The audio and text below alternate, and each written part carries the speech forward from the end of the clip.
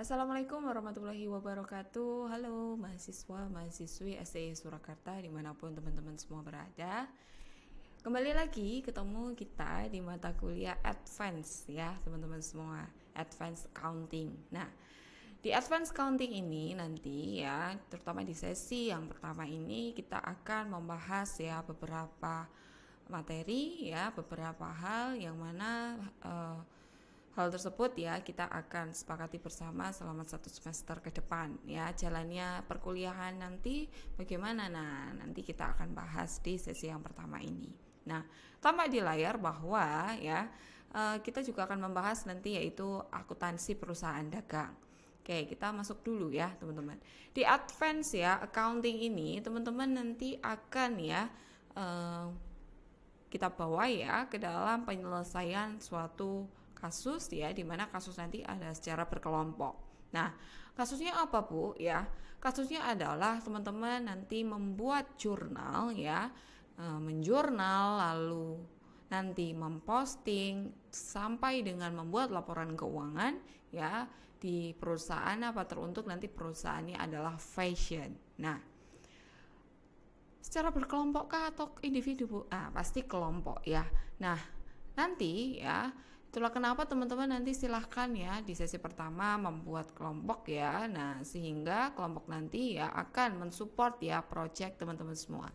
Lalu penilaian di Advance Accounting ini bagaimana Bu? Oke. Nah, tidak ada tugas ya selain project ini. Namun ya penilaiannya ada 2 hal yaitu UTS dan UAS. Nah, UTS dan UAS ini nanti ya bersifat ya di sini yaitu bersifat terkait dengan progres ya, progres teman-teman ya, bagaimana ya sampai mana nih untuk menyelesaikan hampir 1.200 transaksi ya di perusahaan fashion. Nah, itu sekilas ya terkait dengan Advance Accounting. Nah, lalu outline materi ya yang akan kita bahas selama 1 semester ke depan. Dan sebelum teman-teman mengerjakan case di perusahaan fashion itu apa? Yaitu yang pertama adalah terkait dengan accounting yaitu di perusahaan dagang, akuntansi di perusahaan dagang. Nah, akuntansi perusahaan dagang ya nanti kita akan belajar tentang bagaimanakah sistem pembayaran apabila menggunakan kris. Oke, kita langsung masuk ya teman-teman semuanya. Oke, sebelum lebih lanjut membahas tentang akuntansi perusahaan dagang, kita perlu tahu dulu perbedaan dan karakteristik utama akuntansi perusahaan dagang ya, atau perusahaan dagang, jasa dan manufaktur. Ya. Di sini ya yang paling menonjol yaitu apa? Ya, terkait dengan kalau jasa ya jasa ya.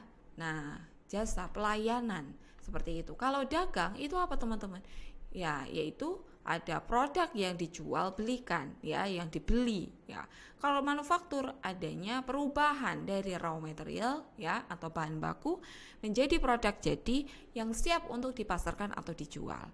Oke, kita langsung masuk selanjutnya. Nah, siklus akuntansi perusahaan dagang mengingatkan kembali ya dari mata kuliah atau pelajaran di semester sebelumnya bahwa siklus akuntansi perusahaan dagang pasti dimulai dari transaksi ekonomi. Di mana transaksi ekonomi ini ada pembelian, ada penjualan, pembayaran, utang, piutang ya dan segalanya. Nah, lalu ada jurnal dari transaksi ekonomi lalu di jurnal. Jadi ada dulu nih transaksi ekonomi. Kalau nggak ada transaksi ekonomi kita tidak bisa menjurnal ya. Oke, setelah jurnal posting buku besar. Setelah posting nanti masuk ke neraca lajur ya, lalu worksheet, lalu masuk ke laporan keuangan. Nah, ini adalah siklus akuntansi perusahaan dagang. Lalu, nah ini contoh transaksi ekonomi ya teman-teman. Nah, kita langsung masuk ya. Transaksi ekonomi khusus penjualan. Nah, besok ya di case teman-teman akan ya mempelajari dan juga akan mencatat ya penjurnal ya transaksi penjualan yaitu dari toko offline, lalu dari e-commerce yaitu dari TikTok ya, TikTok Shop, lalu juga ada dari Shopee dan juga ada bazar. Nah, bazar itu lebih baik setahun 5 kali atau setahun sekali. Nah, itu dia ya. Nanti silakan teman-teman jawab, nanti jawab saat di kelas.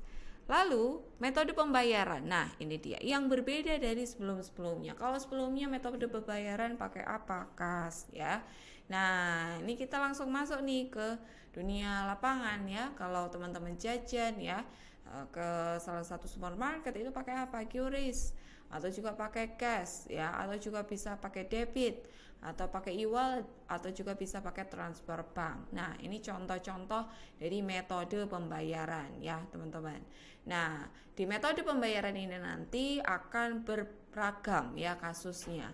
Dimana di advance counting ini ya, teman-teman sudah tidak lagi ya dituntut untuk apa? Belajar, membaca, belajar ya kan, lalu ujian, tapi lebih ditekankan apa?